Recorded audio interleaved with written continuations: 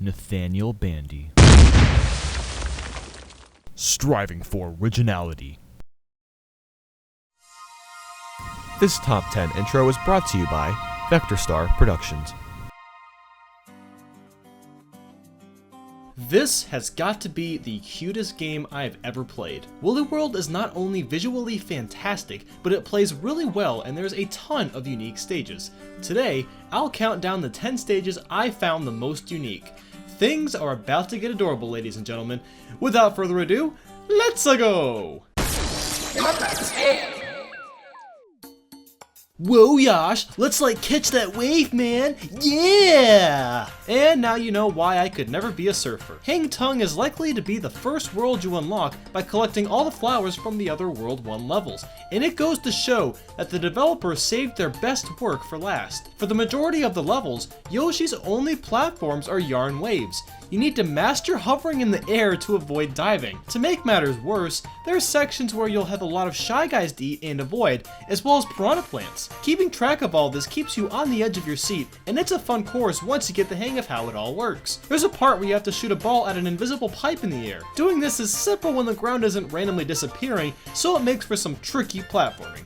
The waves look really cool, and there's a nice indicator of bubbles to let you know where and when waves are coming up. So, what are you waiting for? Number 9. If you thought shooting balls of yarn was a blast, wait until you try out these Fluff Puffins.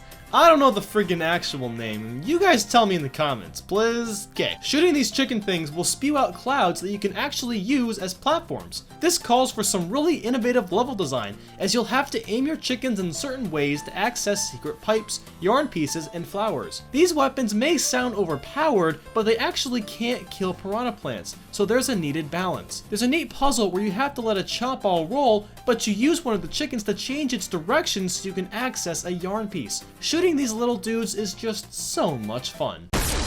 Number 8. The first few seconds you look at the level and you're like, okay, let's do this, I got this. Oh my god, what? Yeah, the piranha plant that you just fought as a boss is out for revenge. Ate some mega mushrooms and is ready to tear you apart. Get it? Tear apart? It's not even a joke, okay? So this stage is probably the scariest auto-scroller you'll ever play, especially if you're trying to 100% this game. There are a lot of jumps where you need to reach maximum height on the first or second try, or you're toast. The first half of the stage isn't too bad, but the second half is where things really heat up. The stage starts scrolling a lot faster, and there's now more obstacles in your way. There's a lot of vines that you have to avoid, and there's mounds of dirt you'll need to blast through with yarn balls. This level took me about 45 minutes to complete, just because I kept missing precise jumps or I missed an unlockable I needed. Regardless, the premise is unique because it's an auto-scroller that isn't actually boring. You freak out trying to stay away from Big Pranner. Yeah, I call a piranha Pranner. When you get to the end and see that final leaf spawn in, get on it right away. If you wait just a second too long, the Pranner will snap at you and eat you in one bite. It happened to me, so I would know. Number 7. There's nothing more humorous than watching a bullet bill eat so many beans that it farts clouds so thick that you can walk on them. Okay, so this stage is honestly really difficult. There's a bullet bill that you have to ride across the entire stage with tons of obstacles in your path. You'll need to kill enemies, hop onto other platforms, and break through dirt mounds, all while not killing off the bullet bill. If you knock out the bullet bill, it's game over for you. You could try to be hip like me when I accidentally killed my bullet bill. I just hovered at the top for a bit, but it won't work for the whole stage. Bullet Bill's last ride is unique because it's another auto-scroller that's pretty intense, even more so than the Pranner one, because you really can't make any mistakes here. You just gotta sit down, drink some Mountain Dew, eat some Doritos, and go MLG mode. If that doesn't work, then stop playing Call of Duty because that's so 2008. Is that when Call of Duty was good? Was it ever good? I honestly don't know. Number 6. Aw yeah, an awesome ghost level. Spooky Scraps Don't Get Spooked has a very magical gimmick. There's a velvet piece of yarn that moves in patterns across the whole stage. The trick is to stay within these boundaries, as that's where you can land on platforms. The platforms aren't just invisible, no, you literally can't land on them if it's not being covered by the velvet. Enemies that go within the velvet become invincible, so you need to try to eat them before that happens. This stage is pure genius, and I've found that it's actually more fun playing it in co-op. There's some ropes that you'll find all across the level that only give you a break from the main action, but also access to unlockables and secrets. This stage will take a while to beat, as you do have to find a key, and it's just long in general, but it's a blast to play through. If you're really good, you can actually skip the last section just by hovering correctly. It's a fun but scary trick. I love that the developers allowed the game to break its own limitations. I could see speedrunners having a lot of fun with this level. My boy Trihex, you gonna run this game? No? Yes? Maybe so? No, probably not. Number 5. You want to talk about changing up the way things normally work? Yoshi, the terror of all boos, does that job quite well. So the boos look like yarn wireframes and are honestly adorable because of this. What you have to do is hit these guys with yarn balls, but you can't be looking at them. You gotta bounce yarn off of a wall and hit them that way. This concept is brilliant, but it's incredibly hard to pull off. If you aren't accurate with your yarn shots, you're gonna have trouble completing this level. It's not just boos that do this though. Some platforms make you do the same thing. There's a couple sections that are just ridiculous, especially the one where you can only hit these boo platforms to make it to the next room. Trying to get all the unlockables on this level is very challenging and will put your accuracy to the test. On top of all that, this level is confusing and long, so you'll run into many different puzzles that you have to complete to navigate forward. Number 4. Did you ever think that chain chomps could be your best friend? I didn't think so either until I met their cousins, chomp balls. So on just this level, you can shoot yarn at chain chomps and turn them into chomp balls. You can also eat the yarn off of them and turn them back into chain chomps. This gimmick is so freaking clever, I absolutely love it. There are two sides to everyone, and this level takes that saying literally. There are a lot of tricks you have to pull off switching between chomp balls and chain chomps. I can't imagine being that chain chomp. Could you imagine just getting all of your skin ripped off in a matter of seconds? It's kind of freaky if you ask me.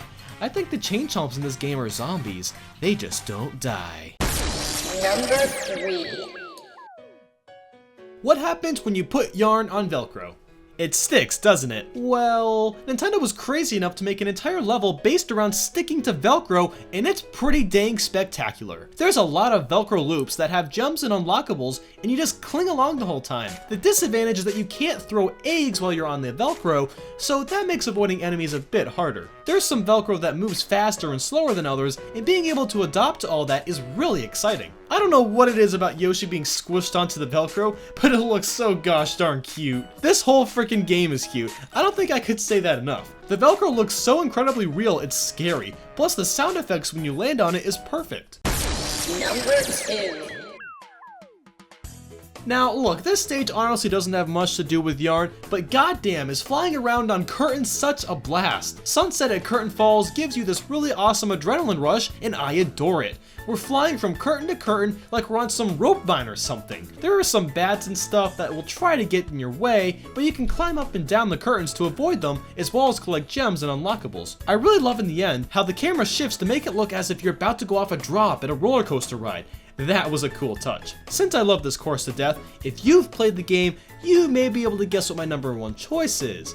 Or will you? I fooled you in the past before, so who knows? And now, the number 1 unique Yoshi Woolly World stage is... Yeah, so that first curtain level, that's a cakewalk compared to Yoshi's curtain call. So you're swinging around on curtains again, but now the gameplay is much faster. There's way more jumping from curtain to curtain, and it's overall much more of a thrill ride. The camera angles are put together in a way that make the ride feel much more intense and fast. This course is insanely fun, and I would honestly be okay if Nintendo just released a small $20 digital title where there's like 40 levels with Yoshi just swinging around across on curtains. Just call it Yoshiana Jones and the Curtains of Doom. It would be brilliant and everyone would buy it, especially me. I would buy copies for everybody. Let's make it happen, Nintendo, and make sure to like or dislike this video. What do you think is the most unique Woolly World stage? Leave a comment and tell us. Hop on the Bandy Wagon and follow my Facebook, Twitter, Twitch, and Tumblr. Have a great day, and remember that the good life is inspired by love and guided by knowledge. Holy crap, more top 10s to watch. Unique Captain Toad stages, unique Mario 64 stages, all the uniqueness, and a Let's Play of GoldenEye 007, probably the best multiplayer game of all time. Oh my gosh, don't go to sleep just yet. Watch a few more videos, subscribe, all that jazz, and bye, Yarn Yoshi.